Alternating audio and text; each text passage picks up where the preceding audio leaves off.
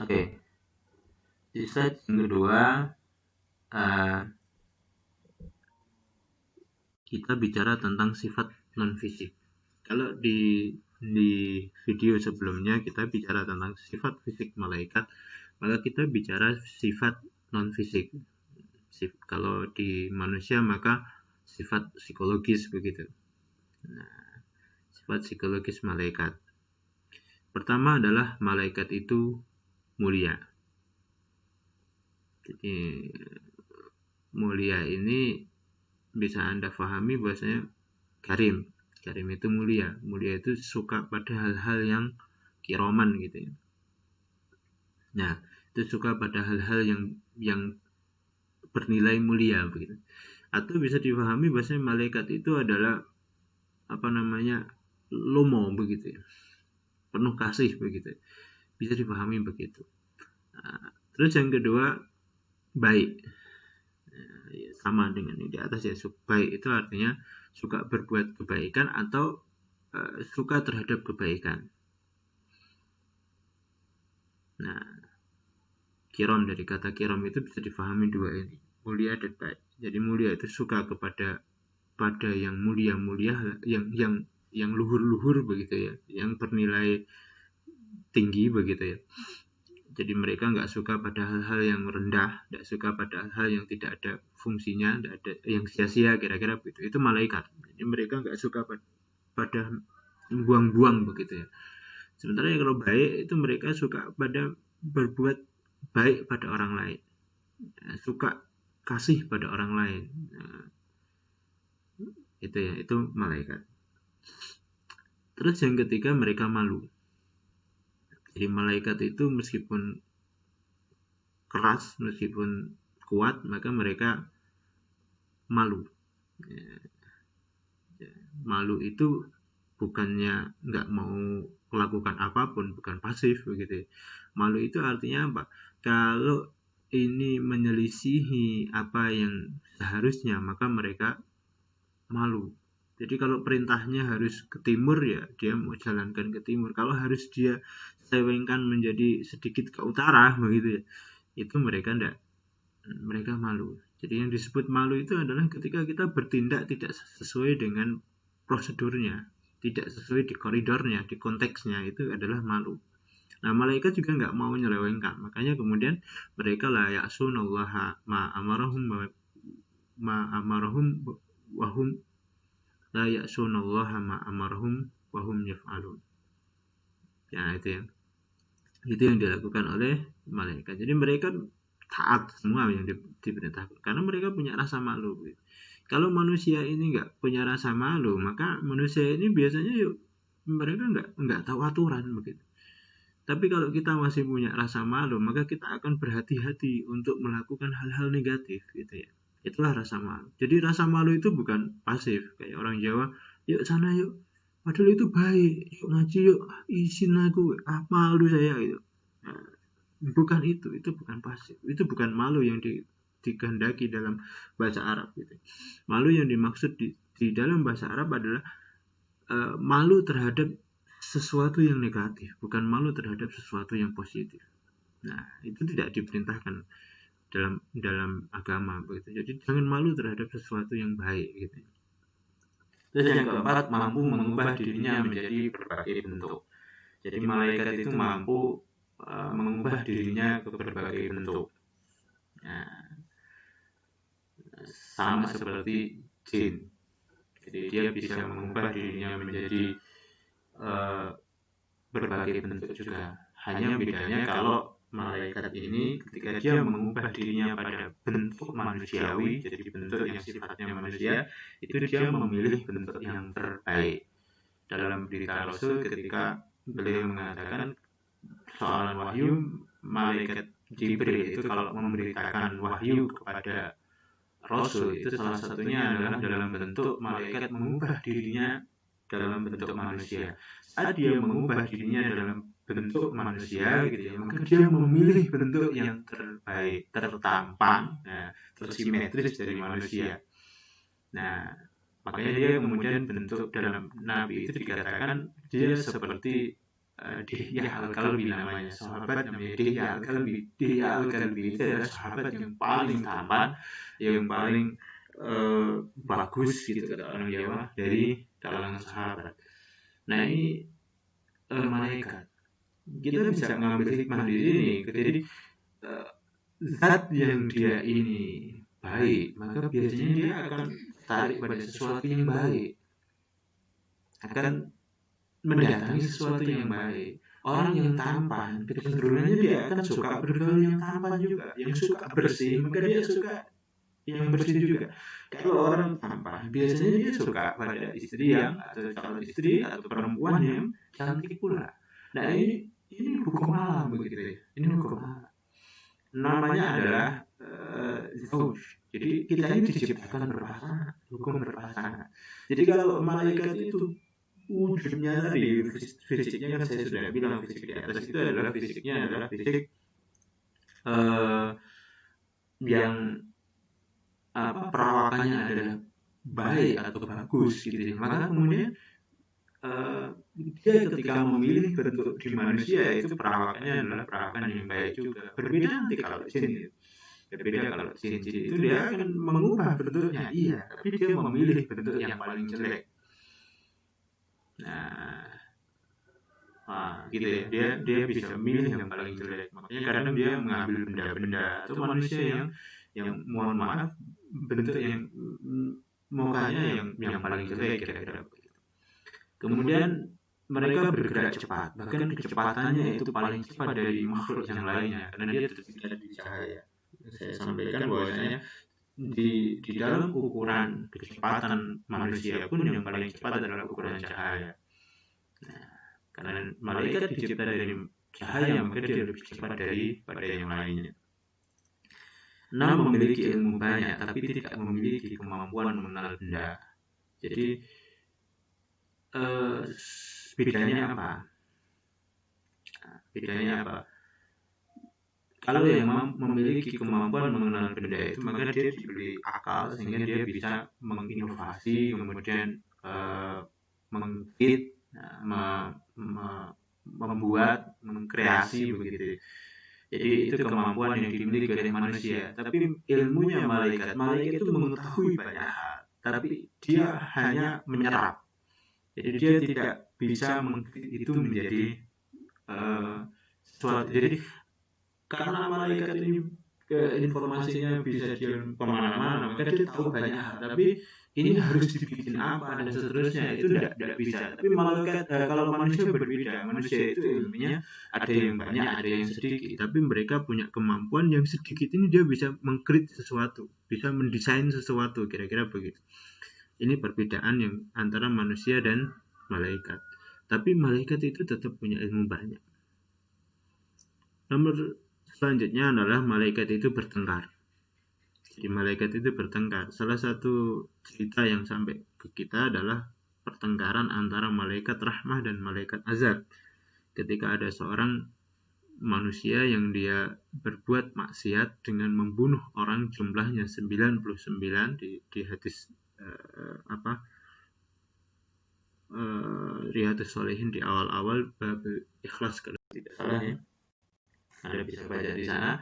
Nah, yaitu dua malaikat ini, ada satu hamba yang sudah membunuh 99 orang. Ketika kemudian dia tanya pada rahib itu bukan pendeta ya. Jadi rahib itu adalah orang yang suka ibadah tapi nggak punya ilmu.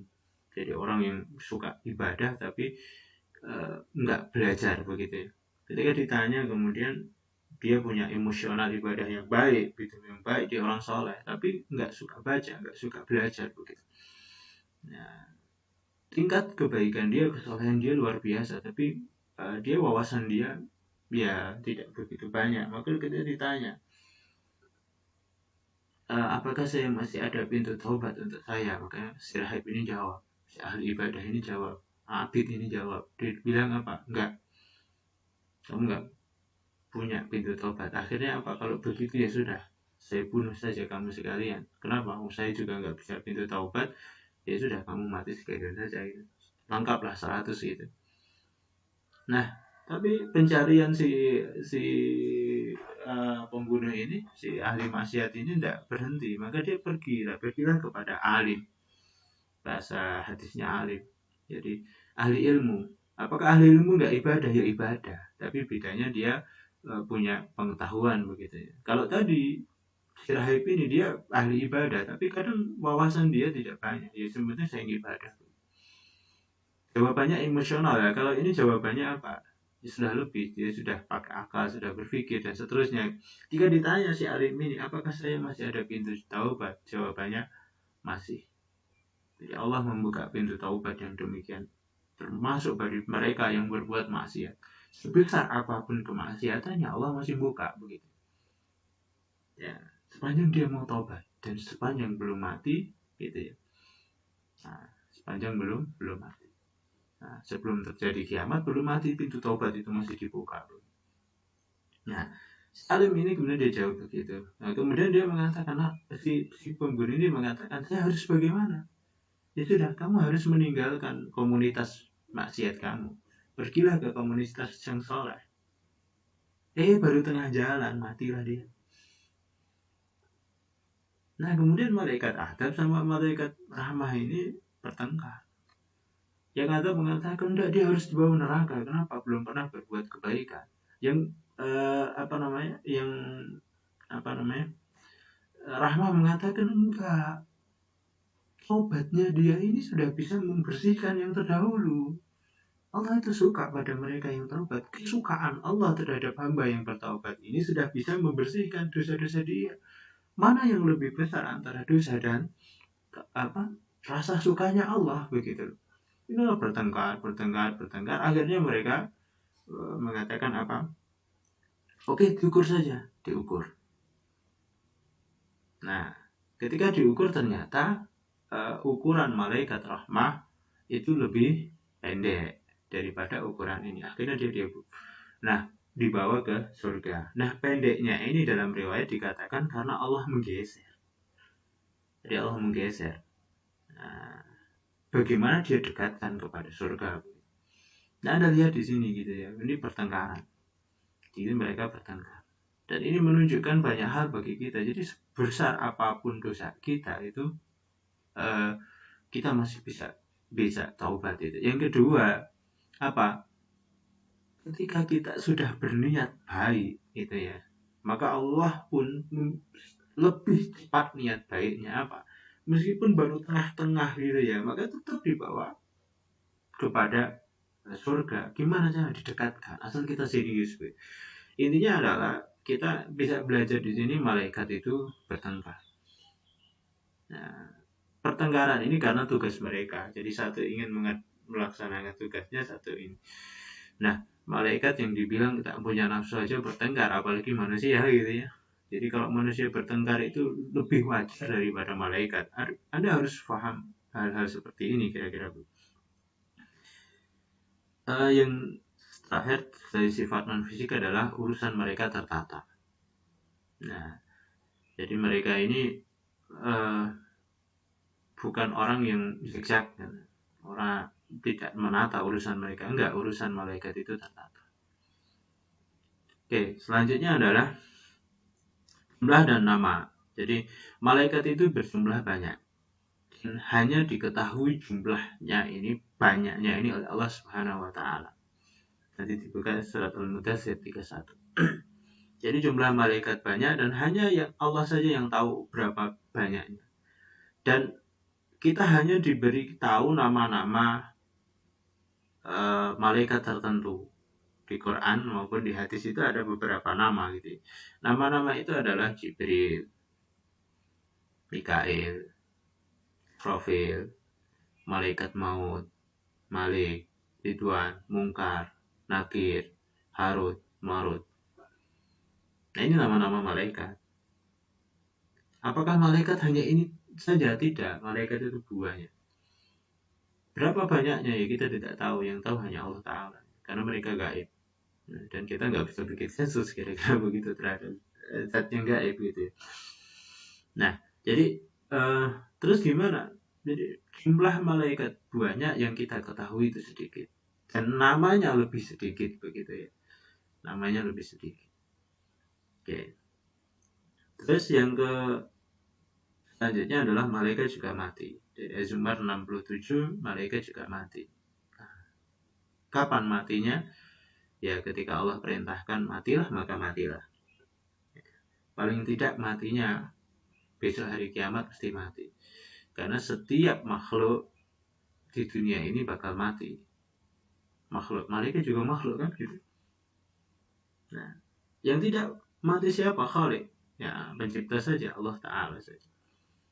Yang paling akhir mati adalah mereka malaikat yang membawa arasnya Allah, yang apa namanya, yang kata orang Jawa yang memikul. Nah, memikul itu apa ya? Yang membawa ya, membawa arasnya Allah. Jadi mereka yang paling akhir meninggal. Oke. Ini jumlah dan nama malaikat. Selanjutnya adalah ibadah malaikat. Nah, malaikat itu suka banyak ibadah. Ibadah yang diberitakan satu adalah mereka suka tasbih. Subhanallah, subhanallah, subhanallah. Mensucikan Allah. Subhanallah, subhanallah, subhanallah. Maha suci Allah. Maha bersih Allah. Tidak ada cacatnya di diri Allah. Tidak ada cacatnya dalam tindakan Allah. Itu kesukaan mereka. Jadi mereka berpositif thinking terhadap Allah, itu kesukaan mereka. Jadi tidak ada yang negatif di sisi Allah. Nah, secara otomatis ya mereka suka memuji Allah itu ya. Jadi mereka membuang sisi negatif Allah dan secara otomatis mereka memuji Allah. Jadi kesukaan mereka adalah bertasbih pada Allah, meniadakan, mempositifkan thinking pada Allah. Nah, ini kalau kita mau belajar itu kebiasaan. Maka kita silakan ya positive thinking terhadap apapun. Dari positive thinking pada Allah. Allah itu adil begitu. Tindakan Allah itu ya pasti adil. Allah itu rahmah itu ya. Kasih. Maka tindakan Allah juga kasih. Nah, sesulit apapun kondisi kita, kalau kita memahami begini, maka kita suka bicara subhanallah, subhanallah, subhanallah. Gitu ya. Maka kita akan melihat tidak ada yang negatif dari apa yang Allah berikan kepada kita, seburuk apapun situasi itu. Yang kedua, kesukaan mereka adalah sholat. Sholat itu secara bahasa adalah berdoa. Di mereka berdoa. Doanya apakah seperti sholatnya Rasulullah atau tidak? Nah, wallahu a'lam bishawab begitu. Tapi yang jelas diriwayatkan mereka suka salat. Salat di sini bisa diartikan mereka suka berdoa. Salah satunya adalah beristighfar. Jadi mendoakan orang-orang yang berbuat ketaatan di muka bumi ini. Jadi mereka bertasbih kepada Allah dan mendoakan kepada orang-orang yang di dunia ini. Oke. Kemudian mereka berhaji ke Baitul Ma'mur. Baitul Ma'mur itu di mana? Ada yang bilang Baitul Ma'mur itu di atas Ka'bah. Baitul Ma'mur itu adalah satu rumah, satu bangunan yang ada di langit ya, dan posisinya adalah di atas Ka'bah. Nah, jadi pusat bumi itu adalah Ka'bah dan pusat langit itu nanti di Ka'bah.